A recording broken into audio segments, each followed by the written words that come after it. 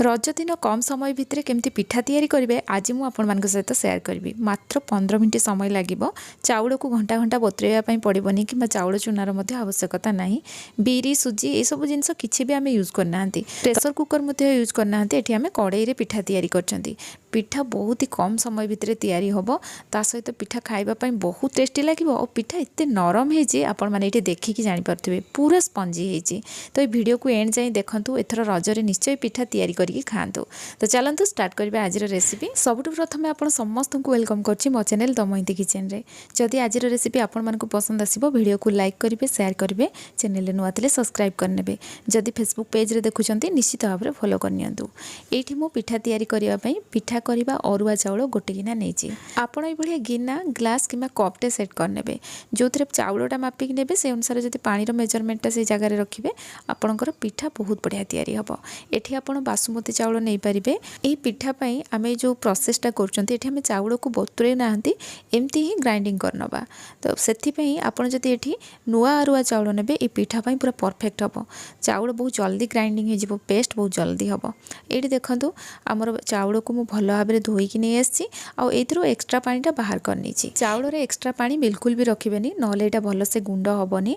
एबे आमे या को एमती सुखिला ग्राइंडिंग करके नै आसीबा। ग्राइंडर को थरे बंद करनेबे माने ग्राइंडिंग करके पुणी चामच रे ताको एपट सेपट करके पुणी ग्राइंडिंग करेंगे हेले पाउडर हो जिवो। 2-3 थर मझिरे ताको से जेमती कहली चामच रे बुले देबे चाउल को पुणी आउ थरे ग्राइंडिंग करेंगे। एमती 2-3 थर कला परे आपनकर चाउल देखिबे बहुत बढ़िया से पाउडर हो जिवो। तो हमर एठी चाउल बढ़िया से गुंड हो जाइछि। पिठा को आउ टिके सॉफ्ट करिया पई आउ तार टेक्सचर पूरा परफेक्ट आसीबो। जेतु एठी हमें इंस्टेंट पिठा तैयारी करचंती सेथि पई मु एठी चूड़ा नेछि गोटे बड़ चामच। एठी मु चूड़ा को भलो भाबरे धोईकी बतुरे नेथिली। 3-4 मिनिट बतुरे देले चूड़ाटा बढ़िया से हमर फुली जिवो। अत्यधिक चूड़ा नेबेनी। गोटे गिना पई मुठी गोटे बड़ चामच चूड़ा नेछि। चूड़ा ऐड कर सारा पर एबे आम इधरे नड़िया ऐड करवा। तो ये 2 चामच नड़िया कोरा ऐड कली। नड़िया को जब एमती ग्राइंडिंग करदेबा आमर चाउल सहित ताले पिठार टेस्ट बहुत बढ़िया आसीबो। आ एठी जो प्रोसेस रखिछंती जहाँ भी जिनस आपण एठी नेबे ना सब ग्राइंडिंग करदेबे। जेमती कि मुठी अदा नेली। अदा नेले पिठार फ्लेवरटा बहुत बढ़िया आसीबो। एमती भी आम रज पिठा तैयारी करचंती तार बास्नाटा पूरा पोड़ पिठा टाइप रो आसीबा दरकार। तो सेति पई मुठी अदा नेली आ गोलमरिच आ गुजराती नेली आ गोटे तेजपत्र को पूरा खंडिया करके ये ऐड करनबा। मुझे फाड़े तेजपत्र नहीं पिठार फ्लेवर बहुत बढ़िया आसीबो। आ ये पिठा तैयारी करबा बहुत सहज। आपण माने प्रोसेस फुल देखंतु इजीली कम समय भितर आपण पिठा तैयारी करि परिबे। एबे आमे जो गिना रे चाउल मापिक नेतिले सेथिरे गोटे गिना पानी नै आसीबा आ जेतिकी दरकार आमे सेतिकी एथिरा पानी ऐड करके याको ग्राइंडिंग करनबा। तो मु एठी पूरा गोटे गिना यूज करथिली याको ग्राइंडिंग करिया पई आ याको पूरा चिकन करके बाटिकी नै आसीबा। प्रथमे आपण एठी हाफ गिना देकी ताको ग्राइंडिंग करिवे तापर जेतिकी आपण को पानी दरकार ना से अनुसार ऐड करिवे। एट ए टाइम ऐड करिवेनी नहले चाउलटा ठीक से ग्राइंडिंग हबोनी। तो मु एठी सब पानी ऐड कर नै आ ये देखु चाउल पूरा फाइन पेस्ट हो गला। अधिक समय आम चाउल को बतुरे ना इंस्टांट ग्राइंडिंग कले तथापि देखु बैटर बहुत बढ़िया से रेडी हो गला। एबे चलतु नेक्स्ट प्रोसेस जीवा। एबे आम कड़ाई रे घी ऐड करबा। घी हल्का गरम होला परे आम एथिरे ऐड करबा 2 चामच कटा नड़िया। आउ एथिरे मु काजू को पूरा छोट छोट काटिकी ऐड करछि। एठी जो प्रोसेस रे पिठाटा तैयारी करचंती ना पिठार भितर पर्सन रे ए सब जिंस रहिबनी माने पुरोटा ऊपर पूरा रहिबो। सेथि पई सब जिंस जदि आमे छोट छोट काटी देइथिबा एटा खाइला बेले भी बहुत बढ़िया टेस्ट लागिवो। एठी देखंतु काजू बढ़िया से भाजी हैला परे आमे एथिरे छेना 2 चामच ऐड करबा। नड़िया कोरा 3 चामच ऐड करछि आउ हाफ चामच एथिरे चीनी ऐड करबा। आउ याको गोटे मिनिट पाखापाखि भल से भाजी नवा। आमर जमी पुरटा बहुत बढ़िया से रेडी हो। पिठा तो आमर मिठा हम से आम गुड़ पकेबा किंतु ये जो पुर रे जदि चीनी कि गुड़ किसी भी न पकाउछंती ना एटा जतले ऊपर देदेबे सेटा पूरा फिका फिका लागिवो। सेथिपई अल्प टिके चीनी किंबा गुड़ इथिरे पकई नेबे। एटी देखंतु एटा बहुत बढ़िया से भाजी हो गलानी आ ये आमर पुर रेडी हो गलानी। पिठारे एमती पुर को तैयारी करके जदि पकई देबे पिठार टेस्ट बहुत बढ़िया आसीबो। आपण चाहिले सब जिंस डायरेक्ट आपण से बैटर रे ऐड करिकी पिठा तैयारी करि परिबे किंतु एमती कले कोन पिठार टेस्टटा बहुत बढ़िया आसीबो। एबे आमे कड़ाई रे गुड़ नबा।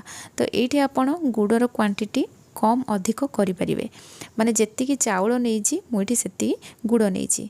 जदि चाउल आ गुड़ सामान रहिबो ना पिठार जो मिठाटा पूरा परफेक्ट आसीबो। किंतु आपण केती मिठा पसंद करती से अनुसार ये गुड़ ने कि गुड़ जगार ये चीनी भी नहीं पारे। गुड़र आम ये पानी केते दबा ना जो जगह चाउल मापिकी नहीं से आम ये हाफ गिना पानी नबा। प्रथम आम ग्राइंडिंग कले बेले गोटे गिना पानी नहीं आम ये हाफ गिना पानी यूज कले गुड़ को मेल्ट करने। ये आम जो गुड़ को मेल्ट कलापर ना अधिक समय फुटेबानी गुड़टा जमी आम ये मेल्ट हो बस से जाए आम या फुटेबा। तो ये देखो किसी समय या फुटेला आमर गुड़टा पूरा मेल्ट हो जाए। आम गैस फ्लेम बंद करदे और या साइड रखा आम नेक्स्ट प्रोसेस को जीवा। एबे आम गोटे बाउल रे जो बैटर को रेडी करके रखिले ना ताकू इथरे ऐड करवा आउ एठी आम पानी ऐड करवा। तो हाफ किना आम गुड़ मेल्ट कला बेले यूज करथिले आउ गोटे किना चाउल ग्राइंडिंग कला बेले यूज करथिले।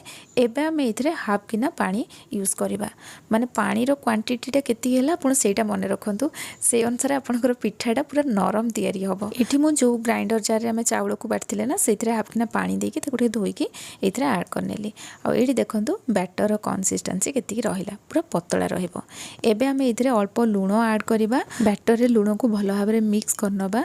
एबे आम गोटे स्ट्रेनर नबा जेहेतु एठी मु टेड़ा गुड़टा नैथिली एमती स्ट्रेनर रे छाणी दउची जा फल रे जहाँ भी मलिया अंश थिबो एथरे रहि जिवो। जदि गुंड गुंड नैथिबे ताकू डायरेक्ट एथरे ऐड करिवे।